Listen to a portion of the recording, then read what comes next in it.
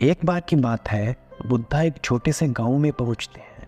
उनके पास एक आदमी आया और वो उनसे कहने लगा कि आप हर रोज ये कहते हो कि हर कोई जागरूक और आध्यात्मिक बन सकता है और परमात्मा को पा सकता है।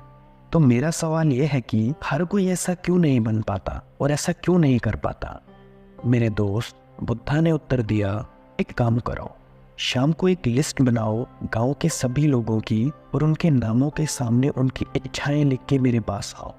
उस आदमी ने वैसा ही किया जैसा बुद्धा ने कहा था। वो गांव में गया और उसने हर एक से पूछा और लिस्ट में लिखता चला गया।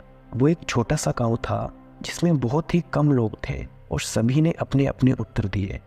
वो आदमी शाम को बुद्धा के पास फिर से वापस आया और कहने लगा कि आपने जो मुझे काम दिया था वो हो गया है। तब बुद्धा ने उस आदमी से पूछा, अब मुझे बताओ कि कितने लोग आध्यात्मिक होने की खोज कर रहे हैं। वो आदमी एकदम आश्चर्य में पड़ गया, क्योंकि किसी एक आदमी ने भी ये नहीं कहा था कि मैं आध्यात्मिक होकर परमात्मा को पाना चाहता हूँ। तब बुद्धा ने कहा कि मैंने कहा कि हर व्यक्ति आध्यात्मिक होने के लिए पूर्ण रूप से सक्षम है, पर मैं ये नहीं सोचता कि हर कोई आध्यात्मिक बनना चाहता है। तब वो आदमी ये समझ गया कि हर कोई आदमी अध्यात्म की ओर बढ़ने के लिए योग्य है, पर यह बहुत ही अलग बात है कि ऐसा लोग चाहते हैं। वो ये भी समझ गया कि अगर आपको कुछ चाहिए तो ये हो सकता है। वो ये भी समझ गया कि अगर आप सत्य की खोज करोगे तो इस धरती पे कोई भी ऐसी शक्ति नहीं जो आपको रोक सकती है।